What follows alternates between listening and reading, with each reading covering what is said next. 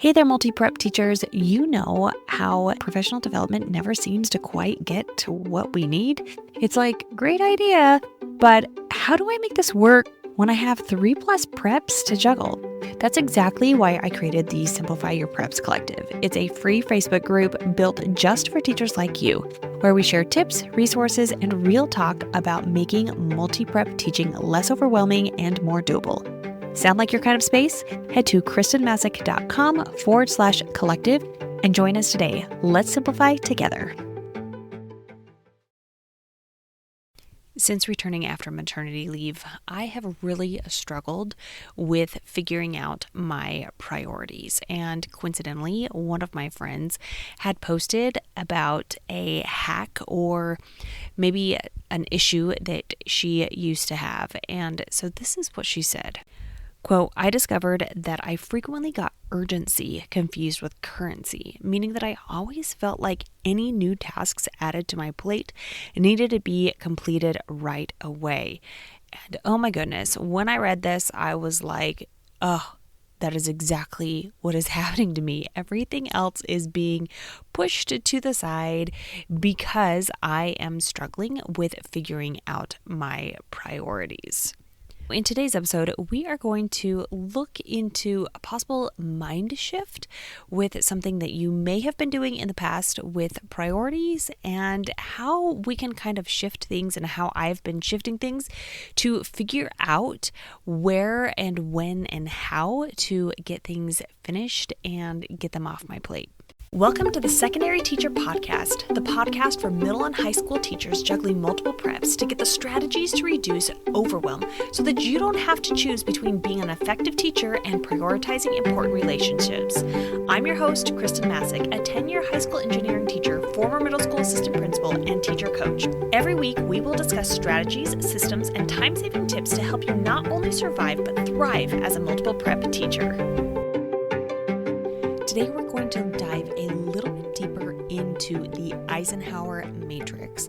It was made famous, obviously, by Eisenhower, but then I think probably more famous by Stephen R. Covey when he wrote the book 7 Habits for Highly Effective People, because he used this same matrix. So the idea is that you've got 4 quadrants and you've got an x-axis and a y-axis. On the Eisenhower matrix, the x-axis or the horizontal axis is typically looking at urgency. And then on the y-axis is the importance. Then you've got the 4 different quadrants. So you have a quadrant that is urgent and important. That's usually quadrant 1, and then quadrant 2 is important but not urgent. Quadrant 3 is urgent but not important, and then quadrant 4 is not important and not urgent. That's all great and everything, but I feel like even within Stephen R. Covey's way of explaining it, it usually made more sense in the business world. And I know that Stephen R. Covey wasn't just doing it for people who were in the business world, but I have a hard time still wrapping my head around how to put things in those quadrants, because there's just some quadrants that I feel like it's really difficult. Like quadrant 3 is typically what they say that's something that you take off your plate. And unfortunately, there's not a lot that we can take off of our plate. We can try to give things to student TAs, but sometimes that's just not possible. And I was recently exploring something this week and realized a different way to maybe look at this matrix. Instead of the urgency on the x-axis, we're going to look at the effort. And then on the y-axis, we're going to look at impact. Because typically when we are doing things within the school and when we have a task list, hopefully our focus is on the impact of our students. What are things that we're going to be doing that are going to be the most impactful for our students? That's what we're going to want to focus on. That is your high impact.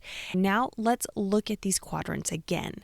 If I'm looking at quadrant one, which is the upper left-hand corner, we're going to be looking at something that is high impact but low effort. Is there anything on your to-do list that if you were to do it, it would be kind of like a quick win, but it would really help out your students, it'd help your class, and it's just something that you can get done quickly and easily. If you don't have a ton of time, you can get a lot of things done from that quadrant because you know that it's going to highly impact your students. Now we're going to look at quadrant 2. You could have high impact, but then also high effort. This could be, depending on how you plan, this could be something that is going to require a lot of planning. Maybe it is PBL, so you're like project-based learning, and it could be developing an entire unit, and just a lot of different things could go into that. Now, I will say that one of the things, especially when I've been diving into AI so much recently, is that I've actually found that I've been able to get some things that are high effort, high impact, and sometimes I've been able to like scooch them over a little bit into the low effort quadrant because I've been able to use AI to do some of that heavy lifting at the beginning. So that was a little bit of a side note. But let's go back to this priority matrix. If we're going to go to the third quadrant, so we're looking at low impact, low effort. This is still where we're going to want to be able to give those things to a TA, or maybe we just disregard it altogether, but somebody else can fill in for you and do that for you.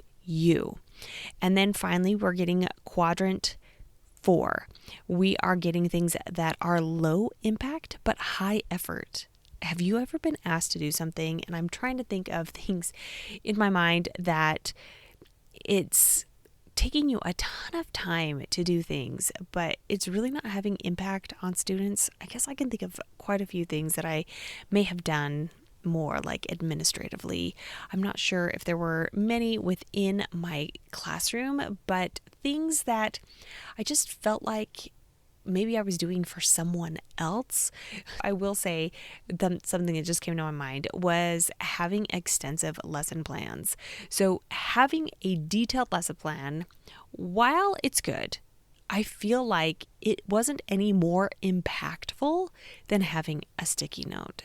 Usually, if I could write down my thoughts, I didn't need to map everything back to the standards. I didn't need to do that on a daily basis. I never had an administrator ask for it, and I'm hoping you don't have an administrator that asks for these things, but you might. And I've never asked for something of a teacher that way as well. And so to me, that seems like that would be high effort. That would take a lot of time to put together daily lesson plans that were 4 or 5 pages long, and the impact, the amount of time that I was spending on that, while you would still have student impact, it would still impact your students because you're teaching them a lesson.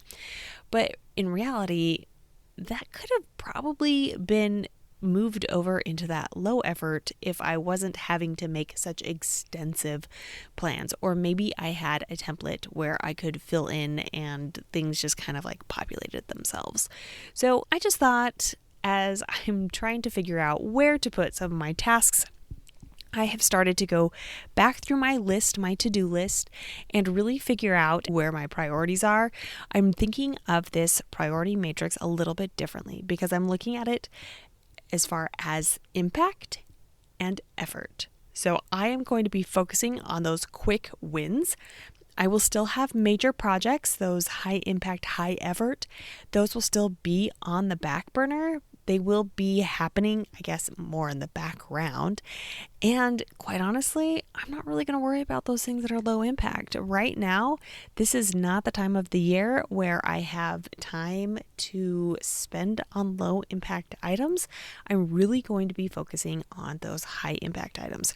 I hope this can help you as you are trying to figure out how to prioritize your tasks, your to-do list, all the many things that come with being a teacher. If you found today's episode helpful to you, it could be for others. Make sure that you share it with your colleagues. You can tag me on Instagram at Kristen Massick, KhrstenMassic. Until next week.